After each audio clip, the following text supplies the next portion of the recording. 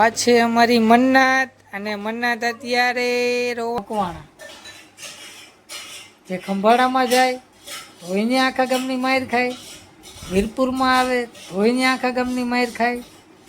હવે સમજાતું નથી આ શું કરવા માંગે છે. ખાલી હું માર ખાવા જ આવ્યો છે. હા પેલા જ બેનું છું અત્યારે નહીં.